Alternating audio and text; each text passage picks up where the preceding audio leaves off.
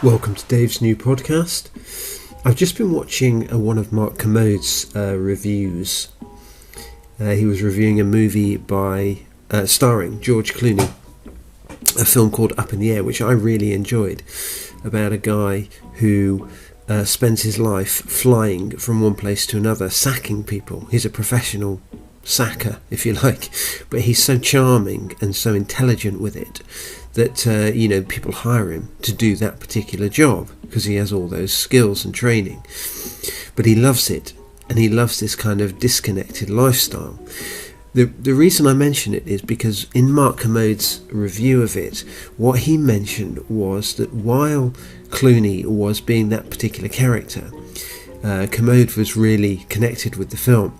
But then 2/3 of the way through, it feels it needs to get a heart and becomes a little bit sentimental.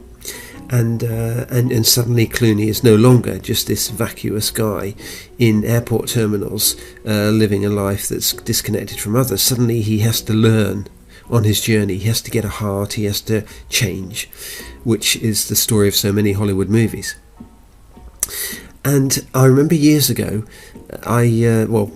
for 30 odd years now, I've been doing a mime called The Chocolate Box. It's by a guy called Jeffrey Stevenson, and the original ending of this is, sorry to spoil it for you, is that the guy gets stuck inside the box of chocolates that he's been eating. It's mime, so it can get surreal, and then is let out by a passing stranger, and it's a parable about greed and all kinds of things that start out good that can trap us and that we can need to be set free from. But I once performed it to a monk, believe it or not, who was in a workshop that I was leading, and he said to me afterwards, he said, I was right with you in that mime right up until the moment when you got out of the box. He said then it lost its power. And the reason I mention those two things together is this. I think there's great power in connecting with the human condition. And I think there's something about Clooney's vacuous lifestyle in Up in the Air, which many men, I think, will resonate with, not because they fly about the place sacking people, but because of this disconnection that we feel with other people, with meaning sometimes, with reality, all that kind of thing.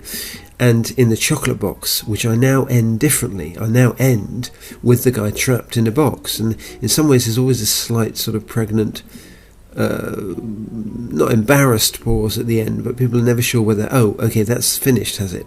Because there's no resolution.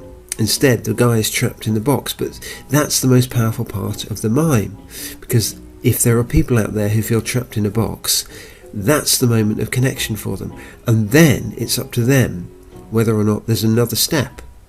It's not a case of going, well, it all ends happily. It's a case of going, it's over to you. Are you the vacuous guy flying around, remaining disconnected? Are you the person trapped in the chocolate box? Where do you go from here? What is the way forward? I don't read many of Paul's letters in the Bible. I know I should, but I prefer stories. The stories in the Bible, the accounts of things, the way things play out, particularly in the Old Testament and the Gospels. But there's one bit of Paul's letters I really like, and it's Romans chapter 7. And I like it because it's the Clooney bit, because it's the trapped in the chocolate box bit. It's where Paul, who's known as Saint Paul, comes clean and says, actually, I can't live this lifestyle. I know what I should do, but I don't do it. I know that I shouldn't get trapped in chocolate boxes, but I do.